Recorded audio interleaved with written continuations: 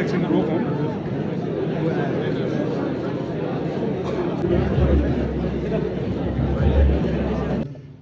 श्रीमान सचिवज्यू, दास महासिन हुने वरिष्ठ कलाकारज्यूहरू, यहाँ उपस्थित सम्पूर्ण कलाकारज्यूहरू र यहाँ उपस्थित सम्पूर्ण जनप्रतिनिधि साथीहरूमा मेरो अभिवादन छ। जय नेपाल।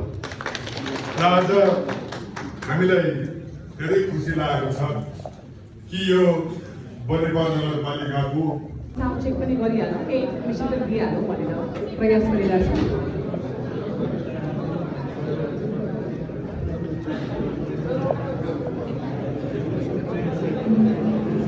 मैले बोलेको आवाजहरू सुन्नुहुन्छ है?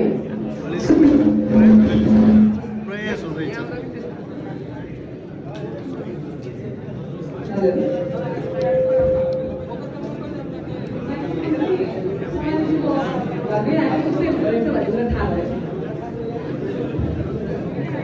थोरै जानकारी गराइहाल्छु, एकैछिन सुनिदिनु होला मलाई।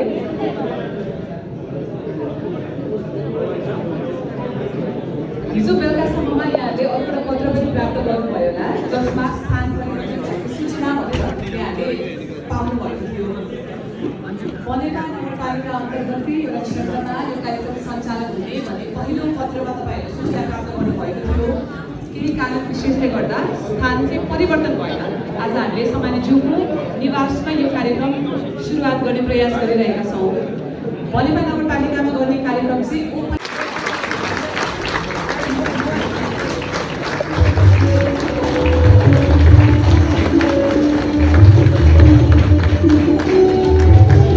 सरकारी स्वामित्वको पहिलो ठुलो र हाइटेक चलचित्र छायाङ्कन स्टुडियो सिनेपाको शिलापत्रको अनावरण भर्खरै मात्रै सामान्यज्यूको हातबाट भएको छ। यसको लागि सामान्यज्यूप्रति हामी हार्दिक कृतज्ञता ज्ञापन गर्न चाहन्छौँ र सम्पूर्ण उपस्थितिहरूतर्फ पनि हामी धन्यवाद ज्ञापन गर्दछौँ। अब केही मन्तव्यहरू छन् जुन हामीले सुन्नै पर्नेछ र मन्तव्य व्यक्त गर्ने आदरणीय वक्ताहरूलाई समयको अलिकति पाबन्दीको ख्याल गरिदिनु हुनको लागि पनि म अनुरोध गर्दछु। कार्यक्रम हामीले 1 घण्टाभित्र विधिवत रूपमा समापन गर्ने सोच लिएका छौँ र अघि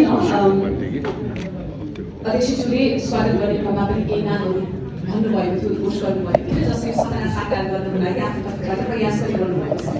बनेपा नगरपालिका बागमती प्रदेश अन्तर्गत पर्दछ र हामीसँग बागमती प्रदेशका मान्य सांसद कञ्चन चन्द्र बालीज्यूको उपस्थिति रहेको छ, जो अहिले मञ्चमा आसीन रहनु भएको छ। उहाँलाई आफ्नो तर्फबाट यो असाध्यै चमत्कारिक र ऐतिहासिक मोमेन्टको बारेमा आफ्नो तर्फबाट केही शुभकामनाका कुराहरू राखिदिनको लागि अनुरोध गर्दछु। समय चाहिँ 5 मिनटभित्र आफ्ना कुराहरू राखिदिनको लागि अनुरोध गर्दछु।